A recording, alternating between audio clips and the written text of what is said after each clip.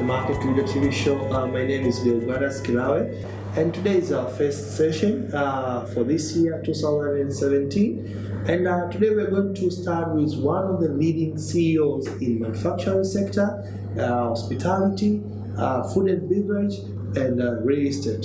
His name is Mr. Subhash Patel. Welcome, Mr. Subhash Patel, to our show. Thank you. Yes. Thank you. Mr. Patel, tell us more about yourself. Who is Mr. Patel and where did you come from? And it happened that you run the company at which you employ more than 15,000 people and more than 50,000 households. They depend on you. So tell us a brief about yourself. Well, our roots started 110 years in Tanzania. Yes. So it's not Subhash, it's my grandparents, my parent and me. Yes, yes. Now is my son and my grandson. Yes. So we have the fourth generation in Tanzania. Yes. That's where our roots started. Yes. I was born in Lugoba, a small village in Coast region then. And the journey started from Lugoba to Ngerengere to Dar-Es-Salaam. Yes, yes. And I finished my basic education and I straight away went into business. Motisun Group is a family business, and its roots go back to when your grandfather, Mr. Mr Patel, found this company. Tell us, what is the challenge of running the family business in Africa? Challenges of doing any business in Africa, let it be corporate, let it be family business, is that your presence is the most requirement to be in Africa, because every place has got different culture, different way of working, and different behavior. Okay. So your presence will bring a lot of difference. Your charisma, your improvement on the business is required on day to day. Yes. And it cannot be remote controlled. But we have got CEOs in each and every country who are reporting to us, and they are running the business show. Motisun Group is not an individual, it's a corporate organization, let it be family. But I would say that, I cannot go and sign a check in Zambia or Mozambique or Uganda. There are people who are running the business. They just report. Even here, my signatory is not the only signatory. I'm one of the signatory with other directors or the CEOs of the individual group. Yes. And if I travel, I don't take the company with me. Okay. The company is running and the organization is run on ethics. It's run on management principle. And, that's the way you can grow. Otherwise, you can only run one thing at one time, and that's it. 20% of all construction business in Africa is coming from East Africa, and yet there's something people that are calling, I don't know what's the right name, but tell us why more than 95 or 96% of all construction material is from abroad. People are imported from China, from Turkey, and other countries. Why? And what can we do? How can we fix the problem? I think it's not 90+% coming from overseas. If you see the basic, the cement, steel, gypsum, the joinery work, which is locally wood available, and a lot of other things, like if you see the poor man roof, is mabati. It's produced in East Africa. So we could say the finishing material is the material which is coming, but that is going to go slimmer, because now we have got factories of like vigae, the tiles which you use in your flooring and bathrooms and everywhere. There are 2 factories coming up in Tanzania. Okay. There are already 2 factories in Kenya. Okay. So we are getting there, but the investment required and the determination required to produce that kind of product is now coming. But we can never have an ironmongery factory because of the market size in Africa, and the technology is done through through other countries through generations, you know. So you cannot have an ironmongery company overnight or small details company which would come up, because of you won't be able to compete with the Chinese or with the Vietnam or Thailand or whatever it is. But we are getting there. I mean, a lot of steel manufacturing like pipes, angle, everything is now produced in East Africa. Okay. We have got common tariffs protecting or having tariff barriers for imports. That will encourage industry to grow, and other industries which are shying away from East Africa to come. Estate is one of the major developers in Tanzania, and they have projects ranging from hospitality. They have also projects for commercial, residential projects, and from 2010 the construction sector was 1.6 billion US dollar, and current construction sector in Tanzania is more than 6 billion per annum US dollar, and this represents a growth of 275%. So do you think that this growth, is it sustainable in future?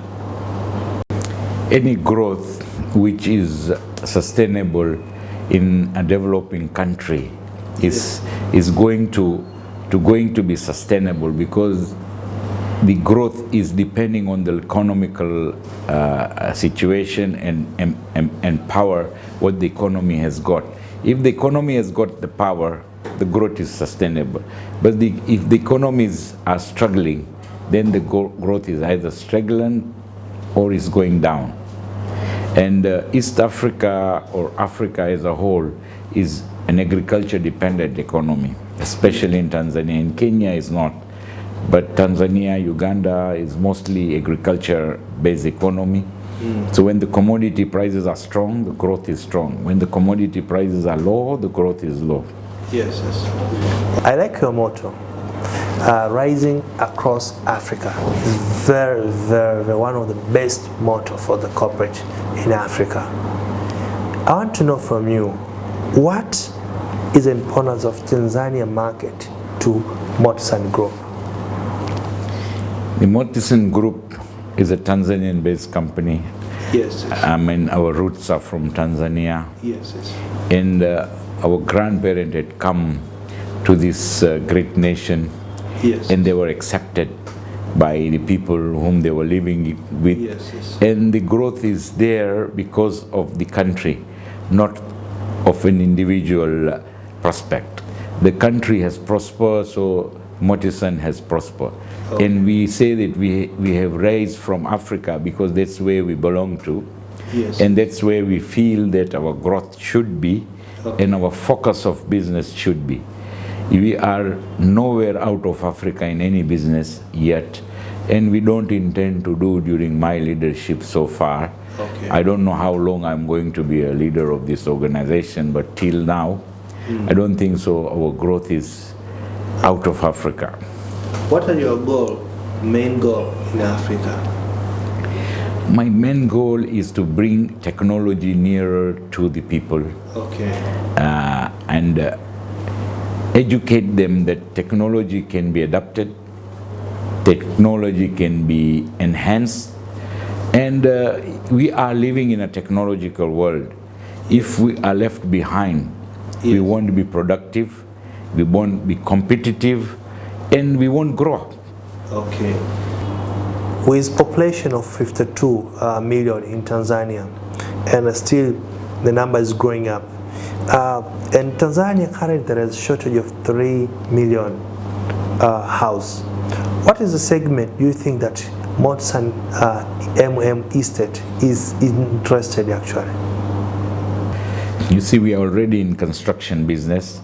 Yes. Shortages of houses are going to be there because of the poverty level. Yes. Of individual and economical growth. These shortages will be there for a few years to come because the growth of population. I think Tanzania is the second or the third fastest populated country in the world. and the census say that by 2025 we will be over 120 million. 120 million by 25. Yeah. Tanzania, with the resource, you don't have to worry about the land. Yes. You don't have to worry about the population. Yes. Because China and India were cursed because of population. Yes. Today they are the strongest economy of the world. Yes. When you have a populated economy, yes, the growth is immense, the opportunities are immense, and it is no more a curse, it's an advantage to any economy. Okay. What is the driving growth of Tanzania market, and how will you compare it at regional level with Mozambique, Uganda, Zambia, and other countries you operate in? As I say, Tanzania is culturally different than all the other countries what you have mentioned. But Tanzania is now becoming a demanding demanding customer, or you can say demanding customer-based economy. Yes. It's no more that you can bring rubbish product and sell in the market. The standards are enhanced, and the products have to be proper, and there are a lot of loopholes, but I think Tanzanians now want a bit of quality. As you can see, the lifestyle of ordinary Tanzanians have gone out of kitenge and kanga and now they are putting something different, or westernized clothes which is flexible for their jeans and a t-shirt or whatever it is. So even in construction or even in the other business, you will have product which will come, which the market will demand, and you have to be ready for that. One of the main challenge for most of employers like you is a human capital, and most of the employers, they complain too much that they, especially in Tanzania, they complain too much about their employees. How Motisun Group is fixing this problem, this challenge, and tell us your experience on how you fix the problem for each country in Africa. You see the challenges in Tanzania, the education level in Tanzania, yes. the vocational training in Tanzania, yes. and the university levels in Tanzania are low. That is known. Yes. And graduates coming out of this university, the capacities are not like what a graduate comes from Kenya or Uganda or whatever it is. Yes. But industry doesn't need graduates. They need people, technician or whatever, to work for the industry. And that is only been done by giving them local experience, on-ground experience, because they lack a lot of experience from vocation trainings or whatever it is. So you become the father and mother of their life, and give them on-job training.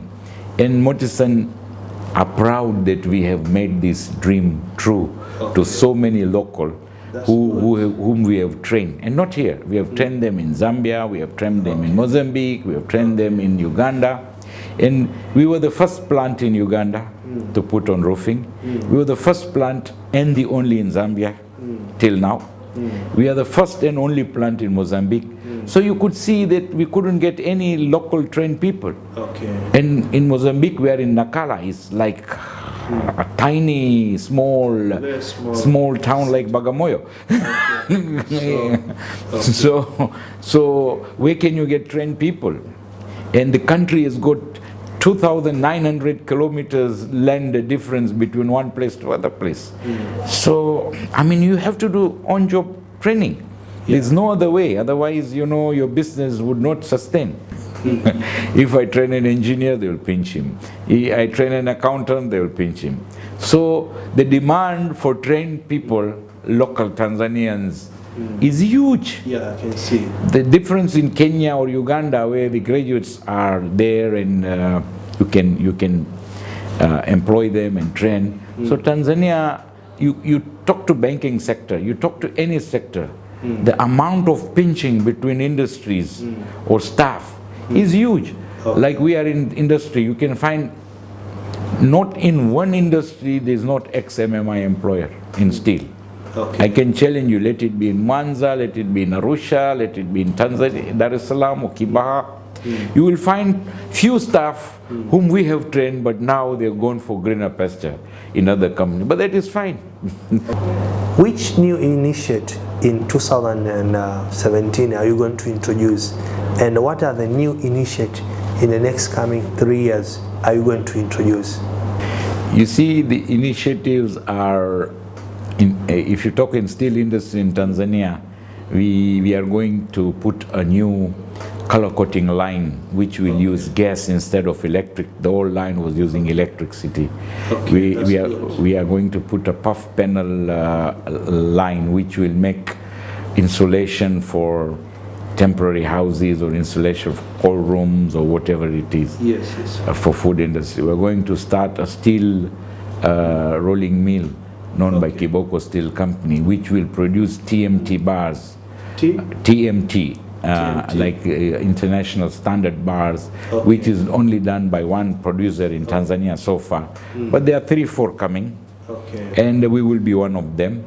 So these are the few industries. Like we'll have the Mboga Sayona fruits coming up next year. This year we'll be buying fruit for the pulp. Next year we'll be producing.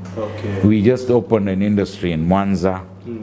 And the industry is called Sayona Drinks. We have started producing carbonated drinks and water in Mwanza. Yes. So our plans are there. We want to put one structure manufacturing unit in Kibaha. And few lines, I mean, here and there. For the next 3-4 years, we would be investing in industry and not in real estates anymore because of the demands are not there. So we feel that the growth of industry is long-term benefit rather than short-term benefit, and we could see that early bird catches the worm. So if you are an early bird, you will sustain when the economy is growing and there is opportunity where you are there. Can you tell us what is your success story since you start operating? Your company has more than 25 years in operation. So can you tell us what is the success story? Maybe our people, they want to know from you. Can you share it with people? You see, if I will be telling you success, you would think that I want to score on my own doing. But history is not a thing which you can hide. If you see, the first water park in the country was done by Motisun. The first 4-star hotel or 5-star hotel locally done was by Motisun, Seacliff, White Sands. The first high steel rolling mill was done by Motisun. The first and the only pickling line is done by Motisun. The first and the only color coating line is done by Motisun. Good. So if you see the challenges of what we have done in Tanzania, a lot of things which we have done before even multinational or international. I'll give you an example. Sayona Drinks, when we started, we were the first one to bottle soft drink in CSD bottles, carbonated. People thought people cannot afford it. Yeah, we were the first before Coca-Cola, Pepsi Cola. They have just come. We were first, and then came CP, then Bakhresa, Azam, then Mo, and then Coca-Cola and Fanta. So Coca-Cola and Pepsi Cola were the last. And these Tanzanian companies were first before multinational. So we know what our markets are. So we were the first to put carbonated drink in PET bottles. And even in Zambia, we were the first to do a steel rolling mill. Cold rolling. In Mozambique, even in Uganda. I think you heard about a recent report from PwC. They state that hospitality sector is going to drop down from in Tanzania due to a number of the reasons. What is your view? What is your take from this issue? You see, hospitality business is not done on only Tanzanians' economy. It's done on the global economy, and the global economy is suffering. We can all see how the stocks are behaving, how the commodity markets are behaving, how the real estate business or whatever is business internationally in the world is behaving. So if there is no money in the global economies, I mean, visitors will drop.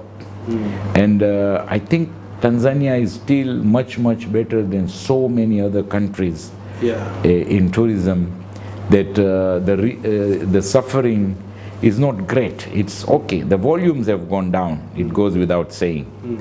But it is sustainable, and I think if you hold to it, when there is a little growth in the economy of the world and in Africa, you will find things moving. In Tanzania, we have more than 1.2 million tourist visitors per annum.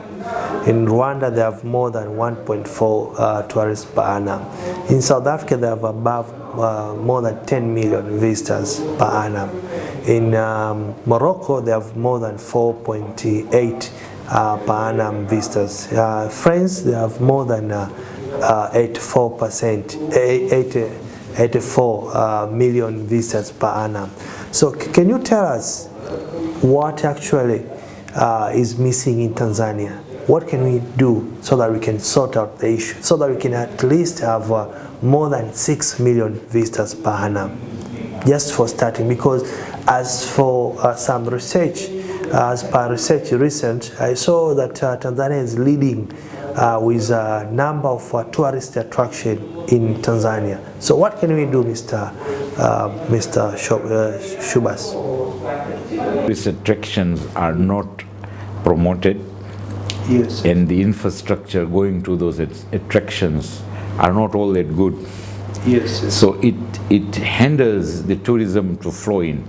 And there are a lot of things which tourism needs. It's not only hotels. It's not only sightseeing, but airports, logistic, the cost of coming to the country. You see, visas. You know, some tourists have to pay visa, get visa, come here, stand in queues. Like if a tourist comes to Manza, look at the airport. Yeah, so if a tourist comes to Sumbawanga, there is hardly any airport, and he wants to go and see gorillas somewhere or whatever it is, or he goes to Kigoma. You see, Kigoma, there are also a challenge. Yeah, so the challenges of infrastructure, as we correctly say, are there. But they can be a short-term policy, they can be a medium-term policy, and a long-term policy. But at least that attitude of welcoming has to be there, and the openness that, okay, we want to do something in Kigoma. We don't have an international airport, but we'll put customs, we'll put immigration, we'll serve you, come. So I think there's a lot of things Tanzania Tourist Board and the Ministry of Tourism has to do to make this country a destination more than the national parks or Mount Kilimanjaro or Zanzibar. Kilimanjaro, you know, Kilimanjaro is like when you go to Nigeria, people, you know, when you mention Kilimanjaro, everyone is aware about Kilimanjaro. If you go to London, everyone is aware about Kilimanjaro. If you go to any other country in the world, people, they know about Kilimanjaro. But here, people are not aware that Kilimanjaro is something like a diamond. Is a diamond. We have a diamond, but people, they don't know that we have a diamond. Even in Kenya, they know that this is a diamond. That's why they also advertise people to come through Kenya, and because it's one of the diamond that we have, and we don't know that we're having a diamond. So what can we do, Mr. Patel, so that we can leverage from Kilimanjaro, or, you know, since we have a Kilimanjaro, what can we do so that we can increase more revenue for our country? And also not only revenue, also most of the people from Kilimanjaro and all over Tanzania, they can benefit from that opportunity. You see, marketing is a talent. Yes. Tanzanians are shy in marketing, even with the products or even with the thing which you have. Yes. I mean, you have Kilimanjaro. Yes. You cannot block Kilimanjaro not being seen from Kenya. Yes. And you cannot block climbers to land in Nairobi airport and drive to Marango and start climbing Kilimanjaro. Yes. So they know how to market Kilimanjaro, and when it is not in Kenya, but it is in Tanzania. Yes. They know how to market Lobo, they know how to market Ngorongoro, they know how to market Serengeti. Yes. There are tools which is cheaper to land in Nairobi and come to Tanzania and go back from Nairobi because of the price of tickets and everything. Yeah. A lot of tourists are coming. If you see the data, a lot of tourists are not using Kilimanjaro Airport or Dar-Es-Salaam because of the cost. They use Nairobi. Yes. And from Nairobi they drive. It's still cheaper. Okay. So it is marketing and it is logistically how they are placed. Yes. Tell us, Mr. Shubas, what is your market share for each company, from hospitality, from real estate, and